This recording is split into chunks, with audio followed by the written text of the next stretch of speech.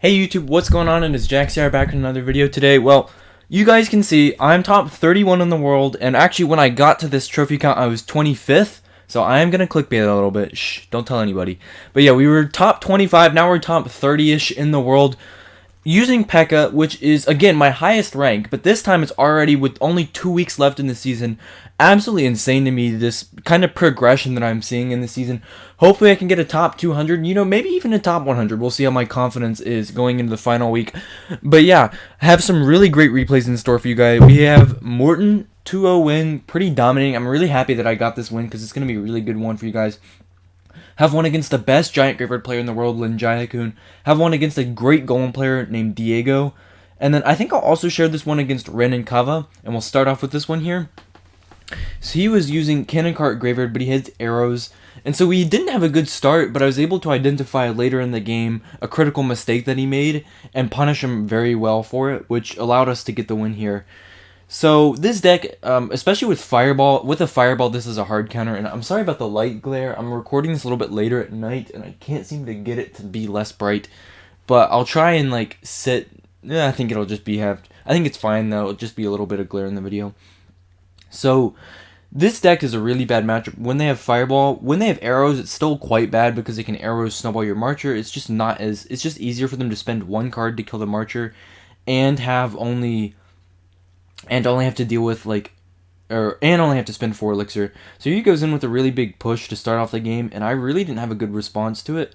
So I have to go with a late Ewis, and we're going to end up taking well over 1,000 damage, almost 2,000 damage right off the bat, just because I cycled that Ghost and gave him some really big counter push, which is unfortunate because I had to play the Marcher high due to the fact that the Ghost was so far up on the arena, and that gave him a good cannon cart. He was able to just pressure me. So, yeah, not a great start for us, obviously. Definitely would not like to be down 1,000 damage in the first minute or so of the game. But we do cycle the Ghost opposite lane. When you're down a bunch of damage, in most cases, it's just going to be good to cycle everything in the opposite lane so that you don't have to play in the lane and give them counter push into the lane with so little HP. Here I considered predicting his cannon cart, but I really just couldn't protect the Marcher. It wouldn't have been a good play. He would have just killed it, and I didn't know if he had Fireball or arrows at this point. So here I just kite the Knight over with the Battle Ram, and we kill this cannon cart and kill the Knight. So a pretty nice Battle Ram kite. Definitely saved us from a kind of scary situation with that cannon cart and Knight in the opposite lane. But yeah, he goes in with a naked graveyard here. Not the greatest graveyard, since he's not going to have any sort of tank for it, and he still has to counter the bandit, and this Ewis is just going to get so much value. And so here at this point, I was thinking, okay, he probably doesn't have a Fireball, because I think I saw this deck without a Fireball. So we just let the Ghost go back invisible, and then we Pekka the back, because we're up a lot of elixir. We already have so much on the field, and he had so little elixir in his hand. So he has to use the Knight to counter them both, and now we're just going to set up with a dual lane push here. And looking pretty good for us so far. He bleeds a little bit more elixir. I just go with a Marcher, and then I go with a high Ewis to start assassinating this Mega Minion. And he does have the arrows, revealing that he's not going to have the Fireball. We do kill this Mega Minion, and then the Ewis is going to help us kill this cannon cart, or at least knock it off its wheels. And I tried to protect the Marcher, but he does end up snowballing it in the Ewis, so not the greatest Pekka. I don't remember exactly why I did that. Luckily, the bandit almost got on tower, but he did play some nice archers, so I just zap so the bandit kills the first one, and I take out his cannon carts. At least first stage, we end up killing the cart itself. So we haven't gotten much damage. We got one Marcher shot, and we're going into overtime. So really not a good position to be in at all. But he doesn't have a good answer to an Ewis in the back, which is going to allow me to get a nice elixir advantage here. And so he goes in with the Knight. Mega Minion gets pulled away, and then I'm just able to go with a Marcher in the back. Not a great graveyard by him. Now we have a fat counter push coming back at him. He only got a couple hundred damage on his tower, and the Mega Minion doesn't get any value either. We just go with a Ghost to get on top of this cannon cart ASAP, and unfortunately, the push is going to die again because he has the arrows snowball combination for the Marcher.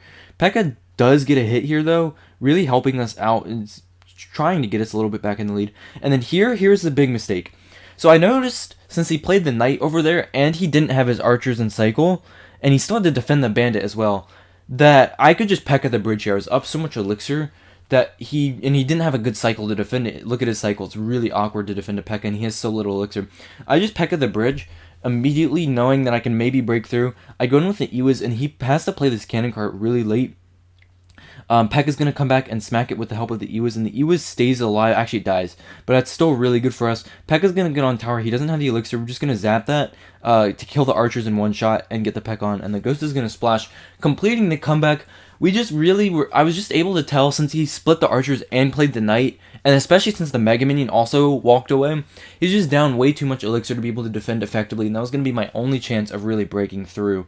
So we'll scroll back up here, going against Linjayakun now, who is known as Jorge Luis. This is the player that's on this account. He's so good with Giant Graveyard. He has a #1 finish with this deck with 4 accounts in the top 20 that season. So he had 3 other accounts in the top 20 this season where he finished #1. He's an incredible player. So we go with the Marcher in the back. I know he's playing Giant Graveyard just so that I don't have to, like, just to counter the Musk. You know, it's pretty obvious why I would play the Marcher there. So if he goes Giant Graveyard, we don't have a good hand at all. Like, if he had went Giant Graveyard here, he would have won pretty much because I didn't have a good hand. So we just wait, and then he goes Skarmy, and that pretty much saved us because now I'm actually close to my Pekka. So he goes in with the mini Pekka. I cycle my Bandit opposite. Actually, no, I don't think I cycle my Bandit opposite at all. We just let the mini Pekka kill the Ghost, gets 2 hits on his thing, or 2 hits on the Ghost. And then we kite with the Battle Ram, and at the last second he goes with the bats, and then we go in with a really clean Ewis to kill the mini Pekka. It's not going to go back and help kill my Battle Ram even more. He didn't have the snowball, so the Battle Ram was forced to connect. He was getting a lot of value, and we walk away with so much damage here. 1600 off of his tower, thanks to the really clean Ewis and Battle Ram placement. So he did outcycle me, though. He did have to play more cards than me to defend. So he does have a Skarmy back, and my Zap, you can see, is not in my hand for the Skarmy. So here I considered ghosting, but I just didn't want to give him the mini Pekka, because if he went mini Pekka, by the time I was ready to go, or by the time the Ghost was there, he could go Giant Graveyard with the mini Pekka, and I pretty much lose. So I just play the Marcher, force him to cycle the mini Pekka in the back, and then he goes in. I go in with the low Ghost. I bleed a little bit. We get a bunch of Marcher damage, and I'm at 8 here. Perfectly fine here. We can just Pekka this Giant Graveyard, and then here I'm hovering my Ewis. When you play with the volume off, it doesn't show which cards you have selected, which is kind of weird. But yeah, I just was hovering my Ewis, and then we walk away with more damage anyway on the right side. And now we have the Pekka Ewis as counter push. Things are looking really good for us. The Ewis playing games, but stays behind. We just zap the Skarmy ASAP. Ewis gets on tower, but it is going to end up dying to the bats. As long as we kill the Musketeer, we're looking okay, though. So now I think I just cycle a Bandit in the back opposite lane. I don't want to play into him so that he can't get counter push and take that tower. We're just going to try and save this tower for as long as we can while being as annoying as possible and trying to ensure that we can take the tower. So I get this Marcher on the mini Pekka before he's able to Giant. And this is super good for me because we take the tower there, and now he doesn't have a mini Pekka for the other lane. I can just Ewis, quick zap over there in succession with the Ghost, and we're looking so good now. We've taken over half of his tower on the other lane. He does have his Giant back, but he can't break through the Pekka without the Giant Graveyard. So we're just going to be cycling stuff, preventing this lane. So we just go with a Pekka on top. Now we have so much elixir. Even if he takes his tower, he's going to be down so much elixir. But he's not even going to, because I play my Ewis, take 0 damage from the push other than the snowball, and I think maybe 1 skeleton hit. No skeleton hits. And that's going to be a good game right there. We were just trying to keep that lane from being attacked for as long as I could. Towards the end of the game, but while there was still enough time for plenty of things to happen in the game, I was just trying to prevent him from taking that tower, hold it over his head as kind of like a bounty. He's got to take it for as long as I could. So now we're going up against Diego here, a really good Golem player, but he does make a critical mistake, which basically costs him the game. So I actually haven't shared a whole lot of Golem gameplay against Golem on the channel because, I mean, to me it's just such an easy matchup that I haven't really thought of the replays as good enough to share. But then I remembered that I had like a period of like multiple months where I just had no idea how to play the matchup. So now we will share a Golem game. We just go with the Bandit in the back. He goes with a Night Witch. My hand is kind of awkward here. I would like to Ewis, but I don't want to give him lightning value. So we just zap this Night Witch, and Marcher's going to kill off 2 of those bats, and then Baby Dragon's going to get on it. And I thought this Marcher was going to live, but the bat actually changed the interaction. So here we just have to go with the Ghost as soon as we can with the Battle Ram. Also to try and punish. He screws up his NATO, and that is the mistake I was talking about. He has no elixir, and we're going to take over half of his tower right off the bat. 1300 HP. And that's not the start that anybody's looking for, especially this high on ladder, where it can be really hard to get that damage back. So here we're just going to Bandit. I could have Ewas there to try and give her some counter push too, but I really would have just died to a Night Witch and kind of been a waste of an Ewas, which can be a really valuable card in this matchup to cycle in the back. You want to be cycling your support troops like always in the back because it's really difficult for them to kill. Like if they have the Night Witch into a Marcher, that's a terrible trade. You can easily just put something in front of the Marcher and the Night Witch dies and you get counter push. And so these ranged units are going to be staying out of the way, just sniping his support pretty much the entire game. And then we're just going to strategically spam the bridge. And by strategically spam the bridge, I just mean spam whenever you have anything in hand, so that they're not able to build up this big golem push, and you're able to just keep control of the tempo of the game. Which, as you can see, worked out very well for us getting the damage. Not the greatest example, but we just go with the Battle Ram in front. I wanted to tank for the Pekka, because the Pekka is going to be really annoying with this cycle. It's going to be able to kill this Dark Prince, as well as get on top of the Ice Wizard if he had let it go. But we just Marcher, get the damage on tower. Dark Prince is at no HP. Very good stuff for us at the moment. Our tower is still only like 300 damage unhealthy. Or, yeah, he's only taking 300 damage. It was a weird phrasing. So, now that we have the counter pushing bandit, we force him to go Night Witch, which means he's not going to have a great support for this Golem. He goes with a baby dragon in the back. I just ghost the back. I'm willing to let this Ewas go. And then we're just going to go with a Battle Ram. And I considered poisoning, but the baby dragon got too high, so I just bled an elixir where I didn't need to. A little bit of indecisiveness on my end. Luckily, this baby dragon goes back. Otherwise, this could have been a little bit more sketchy to defend. We just Pekka high. Marcher's having a really good time killing all of that Dark Prince. He does NATO Barbell. Very nice NATO Barbell. Going to earn him some damage, but it also earns us some damage in return. Getting us onto the tower. Low Ewas here. And then we ghost, and I knew he was gonna lightning as soon as he could, because that's so much value. Plus he has the troops behind, which I still am gonna have to answer. So I think I play the Battle Ram. Yeah, we do play the Battle Ram perfectly to lightning block. That's gonna leave the Ewas alive and make it basically that lightning not as valuable as it could have been if it had killed the Ewas. I'm fine sacking the Battle Ram. So here I just go with a poison. We just need 2 poisons, and I Marcher the bridge, almost deciding to throw this game, but he didn't have enough elixir to golem anyway. And the Ewas is there killing the Night Witch, resetting everything. We get on top of the Ice Wizard with the Ghost. I just zap it, and 162 HP. Quick poison to finish off the game. Barb's going to take it anyway, and that's going to be GG. Very nice game against Golem there. Just showing you guys, you want to be trying to pressure them as much as you can, while also having support troops alive. You want to pressure when you have support troops alive, so that when they defend, it's going to be super awkward for them, and their counter push is just going to come straight back into your support troops and die, and you can do it again. So now for the meat of this video, Minor Wall Breakers, SK Morton, number 2 finisher last season with this deck, and we were able to absolutely destroy him. This game was like, it wasn't a close game. You can see by the 2-0 victory, I basically made him give up by 30 seconds, and of course he's a much better player than me overall. I mean, he can only play Pekka, or I can only play Pekka, he can play everything. But, very solid win against him with his best deck, which is why I'm happy about it.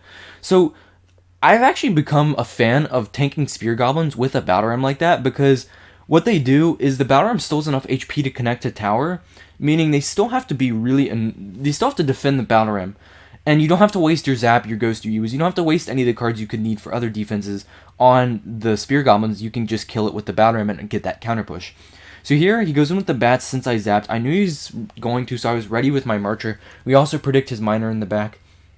Very nice stuff, and he has to eat some of the Marcher damage here. 3 hits, and then I do the Battle Ram trick again with the Spear Goblins. I let one lock. I'm not sure if I was trying to do that or not, but it doesn't really matter. It's 99 damage, or 98 damage at the moment. That's not anything that I have to worry about. So he just goes Knight. I go with a low Ghost. This time I Ewas just so that so I have Zap for his Bats. I don't really want to have to spend another Marcher, and I actually tried to pre-zap his Bats there. I thought he was going to do that, but he was trying to get the Miner to kill both the Ghost and the Ewas. So here, we're in a really sketchy position. He pressures me with the Wall Breakers. I would have done it opposite lane if I was him, but we do end up killing off the Wall Breaker because the Bat was being targeted by the tower, so the Wall Breaker came around and was able to get killed. Very nice Marcher placement to allow that to occur, and the Bandit's going to come back and help, and even though she's not going to dash, now the Marcher is going to get 2 more shots that it wouldn't have, which is really nice, and we're in the damage lead. Definitely something that's good going into double elixir, not having too much damage on our towers. So going into double elixir, I know I'm up a slight amount of elixir, so I just Pekka the back here. I Pekka the back like that just in case they miner, so the Pekka's in a neutral position if he miners anywhere on my tower. Just so that, like, if he minored in the front left corner, my Pekka could go and see front left corner, I'm in the middle, let's take the right way instead of having to go all the way around the tower. Just a kind of efficiency thing that I really like to do. And I've seen other Pekka players do, which is where I learned it from. He tries to predict my Marcher, but he does end up missing it. And then I just zap these Spear Goblins and kill the Bomb Tower. Now we have such a huge counter push on both lanes. Knight is actually not going to be able to kill the Ewis, so we're just going to spam the other lane here.